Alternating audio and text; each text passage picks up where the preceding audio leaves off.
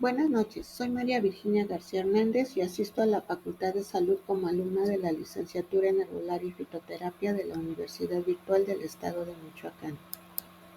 El tema a tratar es sobre la naturaleza de los antígenos y anticuerpos como parte importante de la respuesta inmunológica del cuerpo humano.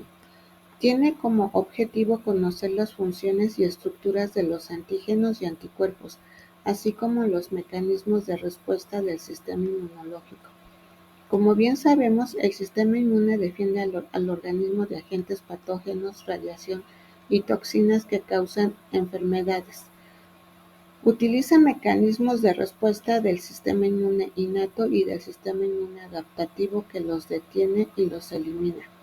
La respuesta y resistencia inmunológica a las enfermedades va a depender de la persona, de su estado de salud, alimentación, medio ambiente, etc. Anticuerpos o inmunoglobulinas. Son proteínas que producen las células plasmáticas derivadas de los linfocitos B que secretan anticuerpos. El organismo produce un anticuerpo diferente para cada molécula de antígeno, provocando que la reacción entre el antígeno y el anticuerpo sea específica, es decir, tiene la capacidad de reconocer el fragmento de unión al antígeno, un epitopo, en la superficie del patógeno para facilitar su eliminación. En la zona del anticuerpo que reconoce al epitopo se le llama paratopo. Cada anticuerpo cuenta con dos paratopos que al unirse con el epitopo forman el complejo anticuerpo-antígeno a través de interacciones específicas. Entre mayor es la complementariedad entre paratopo-epitopo, el anticuerpo será más específico. La función de los anticuerpos es unirse a los patógenos y sustancias extrañas para inactivarlos. Las inmunoglobulinas o anticuerpos son gamaglobulinas defensivas que se encuentran en el plasma sanguíneo, los líquidos tisulares, las secreciones corporales y algunas membranas leucocíticas. Se dividen en 5 clases principales dentro de la inmunidad humoral y son la inmunoglobulina IgA, la cual se encuentra en el plasma sanguíneo, en moco, lágrimas, leche materna y calostro, en la saliva y secreciones intestinales. Evita que los patógenos se adhieran al epitelio y penetren los tejidos. Proporcionan inmunidad pasiva al neonato. La inmunoglobulina IgD se encuentra en las mucosas y en las membranas de los linfocitos B. Es una proteína transmembrana de los linfocitos B que activan los linfocitos B mediante antígenos. La inmunoglobulina IgE es una proteína transmembrana de basófilos y mastocitos que al estimularlos liberan histamina y otros mediadores de la inflamación y alergia. Atraen a los eosinófilos al lugar de la infección parasitaria. Interviene en reacciones de hipersensibilidad, anafilaxia y reacciones parasitarias. La inmunoglobulina IgG forma el 80% de los anticuerpos que circulan en el plasma sanguíneo.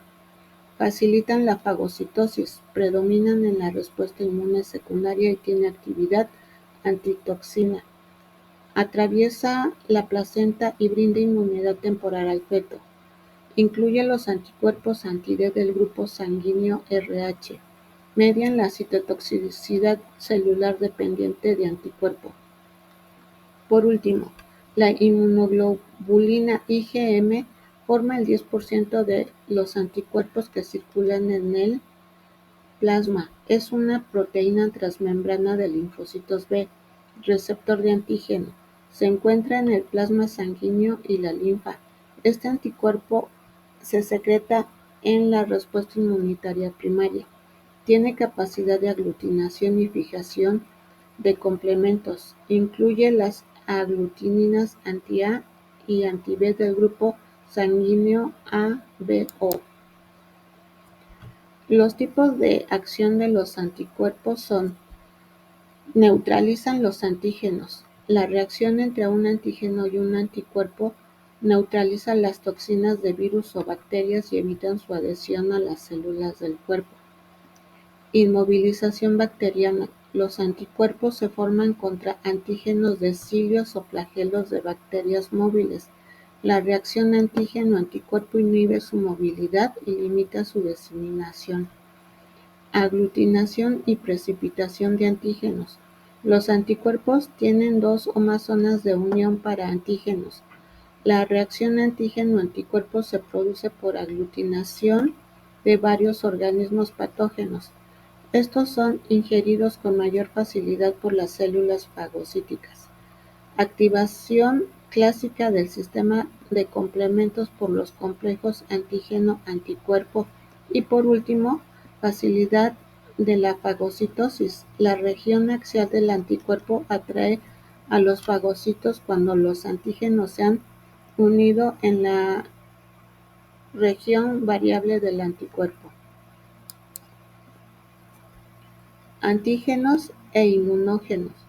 Un antígeno es toda molécula proteica que reconocen los receptores específicos de la membrana de los linfocitos, y cuando se unen a estos receptores inducen la producción de los anticuerpos de los linfocitos B o citoquinas y los linfocitos T.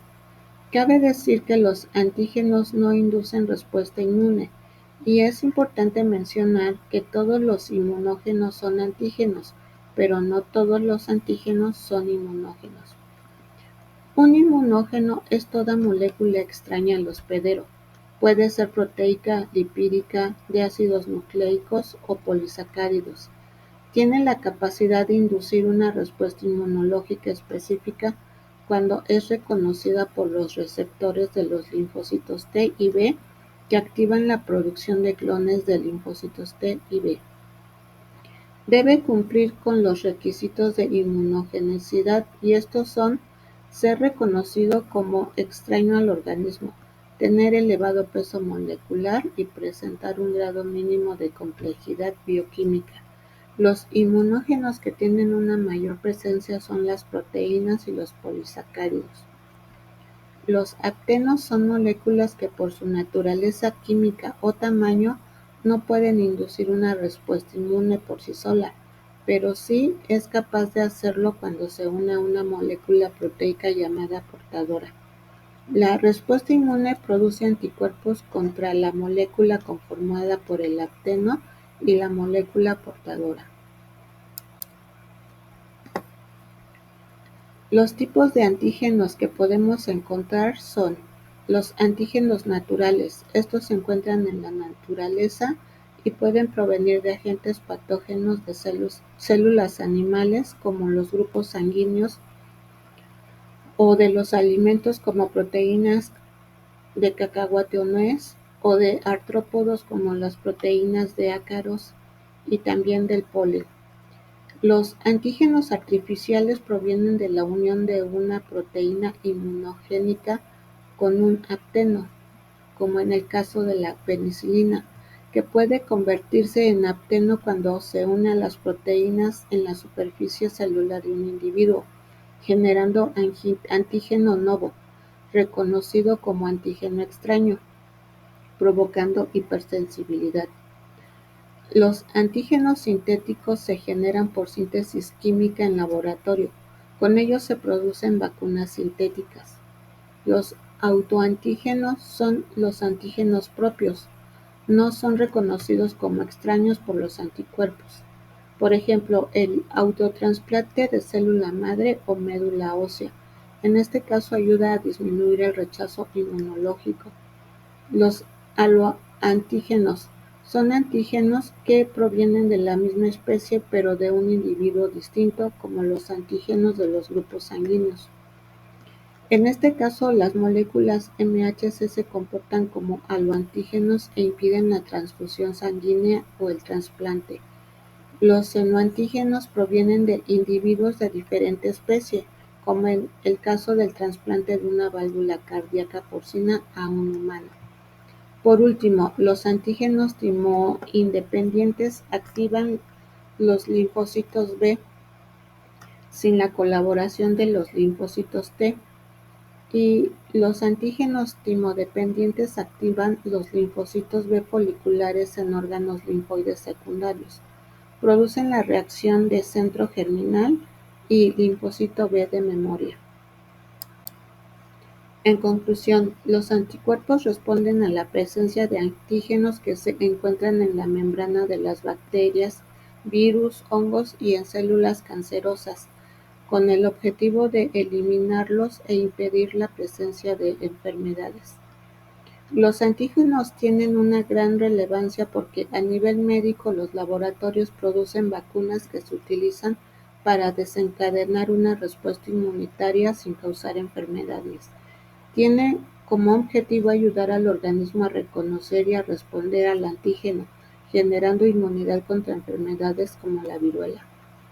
Los antígenos permiten detectar y diagnosticar enfermedades como la hepatitis por medio de una prueba de presencia de antígenos específicos en la sangre. Finalmente, a nivel farmacéutico se producen antígenos para inmunoterapia, de trasplantes o de cáncer. Ayuda en el proceso de tratamiento, previene el rechazo y mejora los resultados en los pacientes trasplantados o con cáncer. Gracias por su atención.